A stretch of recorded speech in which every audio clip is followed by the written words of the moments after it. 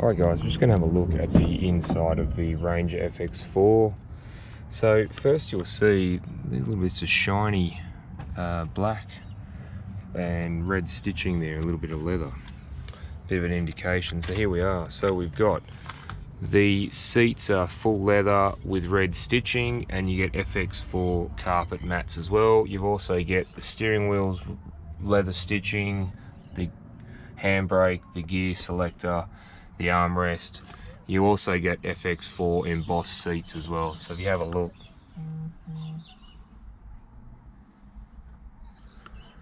all right, looks pretty cool, eh? Yeah, not bad, not bad at all. All right, let's jump in and have a look.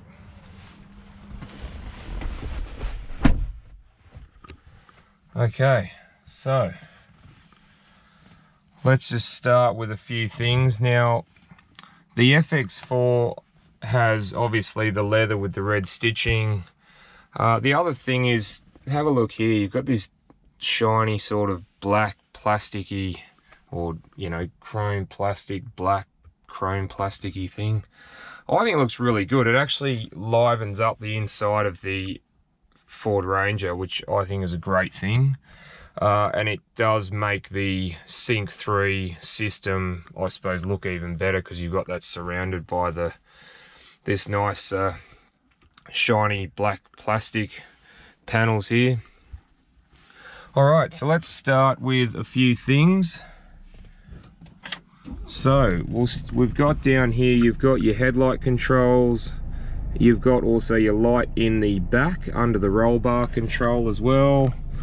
You've got your mirror switches here, and the mirrors come in, as you can see. So if we come around to the steering wheel, we've got these buttons here control the screen. You've got your two screens either side of the speedo there. This is for the right hand screen, this one's for the left. You've got your cruise control down here and your audio and phone controls just here. Now on this side, you do have this button here. If you have a look, the little car with the lines in it disappears and reappears. That's for your lane guidance, I suppose you want to call it. Alright, so obviously you've got your window wipers, they go up. Seems like a lot of Fords doing that now. Ford goes up, most other cars go down. So obviously the two screens, you can choose different things: entertainment, navigation, phone, depending on what you want. It'll tell you what station you're on or whatnot. On the right hand side here, we've got display mode, trip computer, fuel economy, driver assist, trailer control, chimes, driver alert, lane keeping assist, like I said before, on the left. So we'll just leave that on display mode for now. There's a whole couple of different ones. You can have hot, cold, and fuel gauge, or you can have a digital speedo, or you can have tire pressures, average speed, distance to empty, or the tacho. So we'll just leave it on the tacho for the time being. Now we move around this side, we've got your engine start stop button down here, your obviously fan ventilation there, and your Ford Sync 3 system. So this is a really nice addition as well. You've got obviously audio, you can choose between USB, you've got AM, FM, digital radio, CD, phone, or USB, as I've got at the moment. And then you go to the climate, you've got all your climate, dual zone climate control, which is great. If you, whatever you would like to do, you can actually adjust it on the screen as you need to, which is great. You've got your phone, contacts, recent calls, things like that, text messages. Then you go on to the navigation. This has got the little sticker on it for the when you take that off, for those of you who notice, there is a sticker on there, which I will leave on there. But you've got the satellite navigation as well. The controls are very easy to use. Your mobile apps, when you're using, this does have Android Auto and Apple CarPlay, so you are able to make full use of that as well. And then you've got the settings. There's a variety of settings there you can use for individual user. Alright, so we go down a bit. Obviously there's the CD slot there. You've got your audio control there as well. You've got a volume knob, yay, That's awesome. I like that again.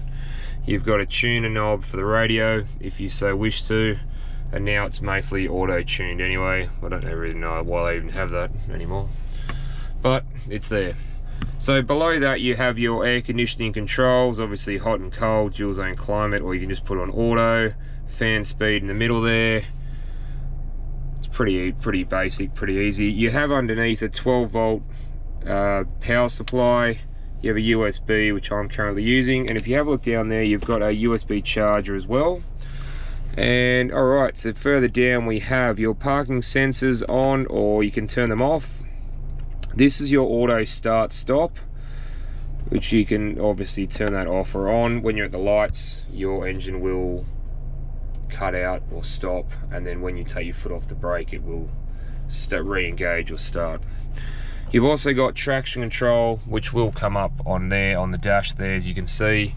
You've got diff lock as well for locking the rear diff when you're off-road, and you've got hill descent control as well. So when you hit the hill descent control on the dash, it'll come up with OK, and you just push OK to say yes or no that it's on or off.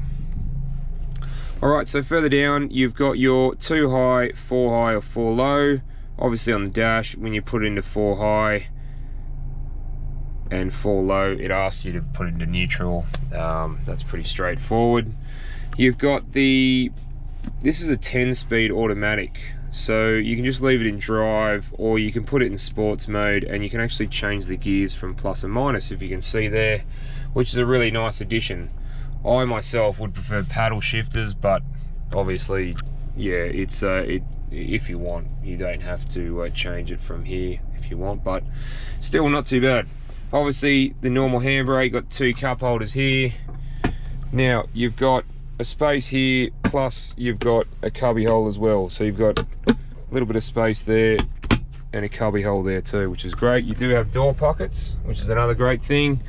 You have a reasonably sized glove box, which is great. Alright, so I'm going to jump in the back and see what the back's like as well. Oh, you do have as well, before we jump in the back, if you have a look up here, there's actually a USB input up here. So if you've got like a dash cam that you want to use, you don't have to run the wire all the way down, you know, you got to tuck it down everywhere through the trims or whatnot. You can actually get a shorter cable, or yeah, and just plug that straight in and have the dash cam there, which is a really great thing. All right, let's just jump in the back and have a look.